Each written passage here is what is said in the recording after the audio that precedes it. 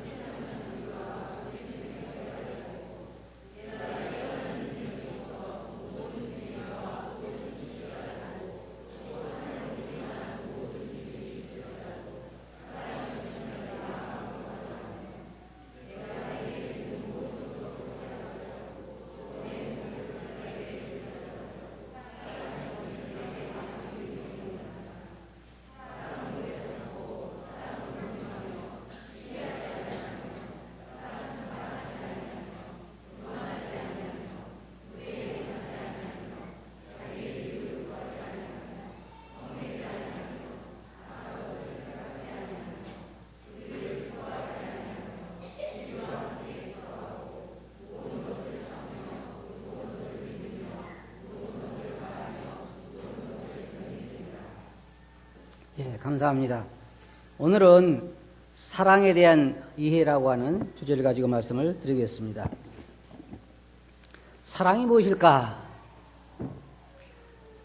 세상 사람들이 어쩌면 가장 많이 말하고 있는 것 중에 하나가 사랑일 것입니다. 노래는 어때요? 노래 제목도 사랑이 아주 많습니다. 우리나라 유명한 그 노래 중에 하나가 이런 거 있죠. 나를 버리고 가신 님은 심리도 못 가서 발병이 난다. 대부분 보면 사랑에 대한 노래가 많고 책도 사랑에 대한 책이 많고 사랑에 대한 것이 참 많습니다. 그런데 우리가 고린도 전서를 읽어보면 13장을 읽어보면 우리가 생각했던 그 사랑과는 뭔가 좀 다른 그런 사랑을 알 수가 있어요. 고린도 교회는 좋은 것이 참 많았습니다. 은사적으로도 풍부하고 말씀을 잘 전하는 사람도 있고 여러 가지가 많이 있었는데 그들 중에 문제 또한 많이 일어났습니다. 여러분이 지금까지 공부해 오신 것처럼 그들 가운데는 성적인 범죄의 문제도 있었고 그 다음에 성도들과의 법정 투쟁을 하는 그런 문제도 있었고 그 다음에 또한 만찬에 대한 문제, 너울에 대한 문제, 수없이 많은 그러한 문제들이 이 고린도 교회에 있었는데 사도 바울은 12장에서 우리가 성령께서 우리에게 주신 은사를 어떻게 활용할 것인가에 대해서 말하고 나서 13장에서 그 모든 것을 우리가 사용할지라도 사랑이 없으면 결국은 아무것도 아니라고 하는 것을 말하고 있습니다. 그래서 여기 보면 과연 사랑이 무엇인지 우리 그리스도인들이 사랑에 대해서 올바로 이해할 필요가 있어요. 어떤 성도님이 제게 그런 얘기를 한 걸 제가 들어본 것 같아요. 뭐냐면 내가 어떤 집회에 참석했는데 참 집회가 좋았다. 무슨 집회였냐 그랬더니 그리스도인들의 사랑에 대해서 이야기를 했는데 그 주제가 뭐였냐면 자기를 사랑할 줄 아는 사람이 다른 사람을 사랑할 줄 안다. 좋지요? 참 그래서 많은 걸 배우고 왔다 그래요. 그래서 생각을 해봤습니다. 그렇게 생각해 보니까 나도 그동안에 나를 사랑하지 못했더라고요. 그래서 지금부터 이제 나를 사랑하려고요. 내가 나를 사랑하면 어떻게 돼요? 내가 그동안 생각해 보니까 나를 참 사랑하지 못했어요. 그동안 내가 좋아한 것도 못 해왔고 내가 하고 싶은 것도 가지를 못 해왔고 이제부터는 나를 사랑할 줄 알아야 되겠다. 그래야 다른 사람도 사랑할 것이 아니냐. 어떻게 보면 참 좋은 얘기 같지만 여기에 보면 사도 바울이 우리에게 전해준 사랑을 보면요. 자기를 위한 것은 없습니다. 여러분이 본문을 지금 읽어보셨으니까 알겠습니다만 사랑이 무엇이냐. 우리가 흔히 사랑 그러면은 내 자신에 대한 이기적인 사랑을 많이 생각을 해요. 세상은 거의 99%가 사랑이라고 하는 것이 이기적인 것과 연관되어 있습니다. 왜? 여러분 텔레비전 광고 그런 거 보셨어요? 그 손주, 손녀들이 와가지고 막 이것도 부시고 저것도 부시고 깨뜨려 그러니까 나중에 전화할 때 뭐라 그래요? 예, 오지 말라 그래, 오지 말라 그래, 그러죠? 여러분, 손주를 사랑해요, 안 사랑해요? 그래도 막 집안 부셔놓고 어지러우니까 좋죠? 그래, 지금 그 할머니, 할아버지들이 뭐라고 하냐면, 우리가 갈게, 그러다죠, 우리가 갈게. 오지 마라, 우리가 갈게. 자, 여러분들에게 여쭤보시면, 그 안에는 뭐가 들어있어요? 너희가 와서 우리 살림살이 부셔놓고, 자, 저도 이제 보니까 딸도 시집 보내고 아들도 장가 보내고 나니까 참 둘이 어떤 물건을 놔도 이게 만지는 사람이 없잖아요. 뭐 음식도 그렇고 해놔도 두 사람이 안 먹으면 먹을 게 별로 없고 그러는데 손주, 손녀가 막 대여섯 명씩 몰려온다 그러면 이건 전쟁터 같을 것 같아요. 내가 생각할 때. 그래서 제가 말하고자 하는 것은 모든 사람이 인간의 육체를 입고 있는 동안에는 이기적인 사랑에서 벗어나기가 어려워요. 사실 부부간의 사랑도 우리가 난 당신하고 이제 너무 힘들었는데 우리 이혼하자 그러면 그 속에 뭐가 들어있어요? 이기적인 것이 들어있는 거예요. 왜? 내가 이제는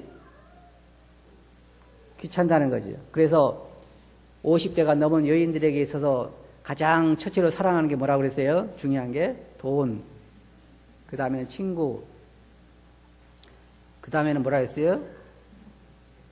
뭐 딸이라고 그랬던가? 기억력이 안 나. 그 다음에는 개. 남편은 없대요. 5번째도 없고 6번째도 없어. 남편은. 제일 부러운 사람이 누구냐면 돈 좀 모아놓고 남편이 50대 넘어서 죽은 사람. 제일 부러운 대상이라고 그래요. 그 모든 것에 뭐가 있냐면 이기적인 게 들어있는 거예요. 내가 편하고 싶고 내가 잘 먹고 싶고 나에게 잘해달라는 거. 어떤 사람은 우리 교회 와서 그러잖아요. 뭐라고 그래요? 나에게 주님에게 하도 달라. 그렇죠? 주님께서 뭐라고 하셨어요? 서로 사랑하라. 그런데 이기적인 사랑은 뭐라고 하냐면 그러니까 나를 사랑하라는 거예요.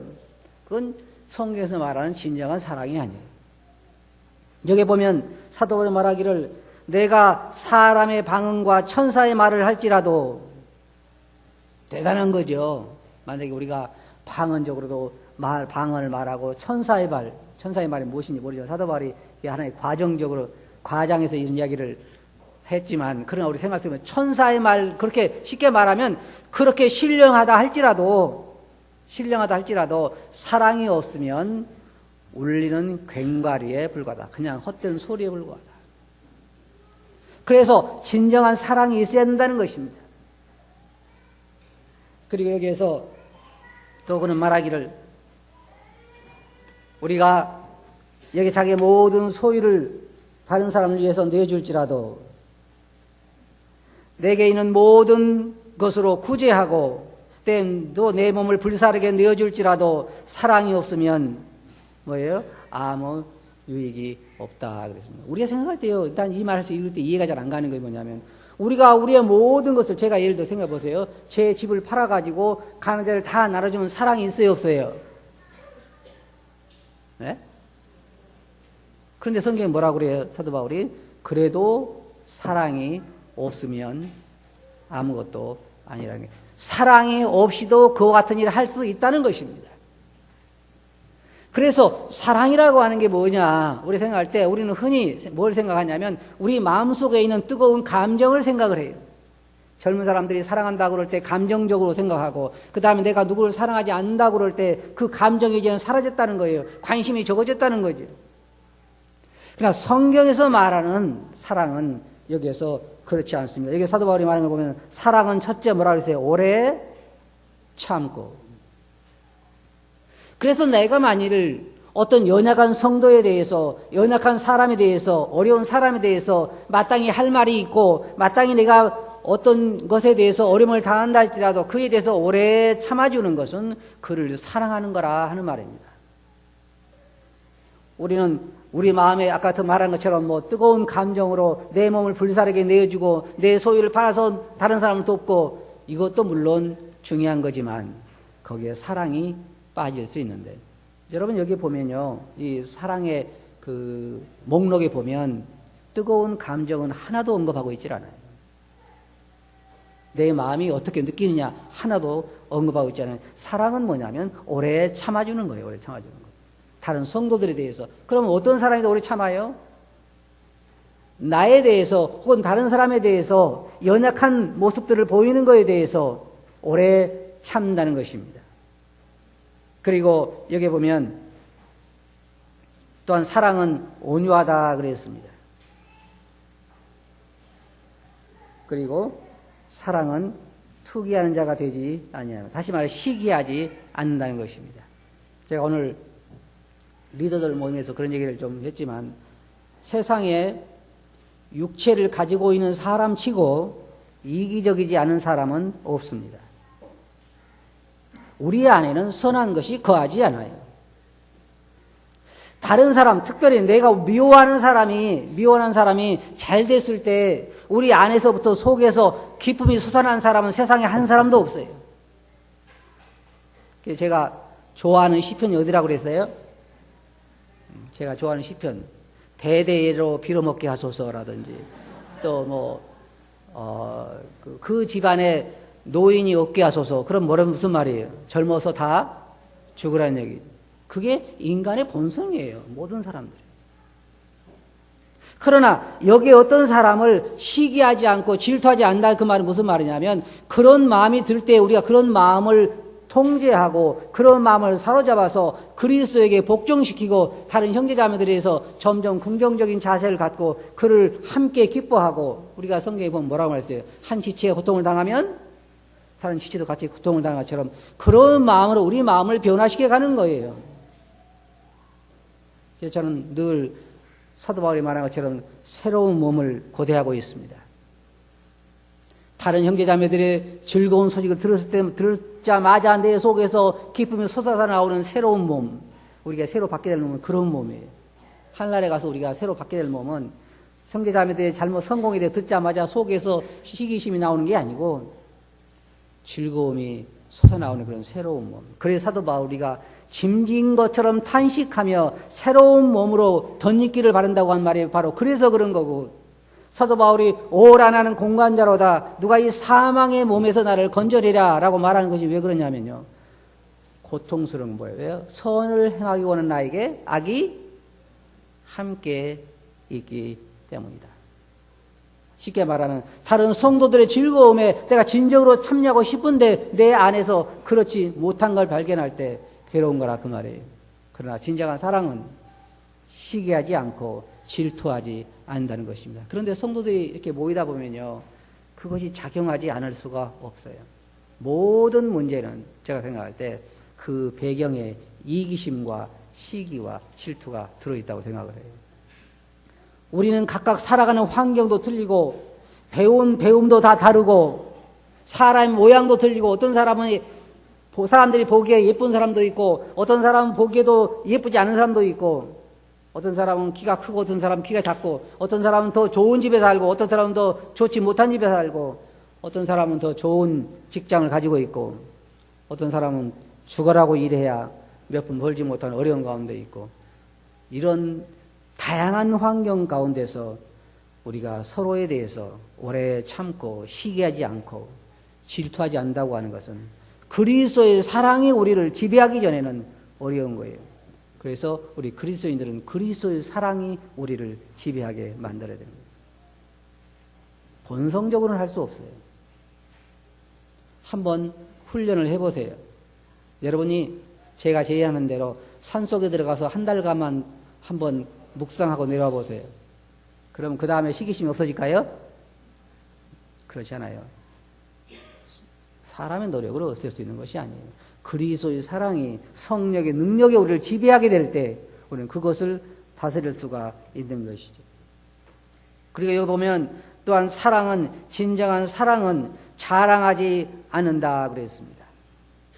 자기가 얼마나 잘 살고 있는지, 자기가 얼마나 위대한 사람인지, 자기가 얼마나 멋있는 사람인지, 자기 아들들이 얼마나 공부를 잘하는지, 자기가 얼마나 돈을 잘 버는지, 여러 가지로 자랑할 건 참 많지만, 그러나 사랑은 다른 사람을 배려하기 때문에, 나보다 못한 사람을 배려하기 때문에 사랑은 자랑하지 않는다는 것입니다. 그것을 사도 바울은 여기에서 말하고 있습니다. 근데 사실 우리는 때때로요, 제가 생각할 때 사람이 몇 가지 참 감추기 어려운 게 있어요. 예를 들어서 남녀가 사랑에 빠지면 감추기가 쉽지 않죠. 자기들은 감춘다고 하는데도 다른 사람 보기엔 어때요? 드러나죠. 드러난단 말이에요. 그런데 또한 사람이 감추기 어려운 것 중에 하나가 이 자랑하는 것, 참 감추기 어려운 것 같아요. 자기 집에 어떤 아이가 지금 공부를 잘해가지고 갑자기 100점을 맞아왔다. 그러면 내가 자랑하려고 한 것이 아니라 그렇게 말하고 나서 이제 그런 얘기를 하는 경우도 많죠. 이게 쉽지는 않아요. 쉽지는 않아요.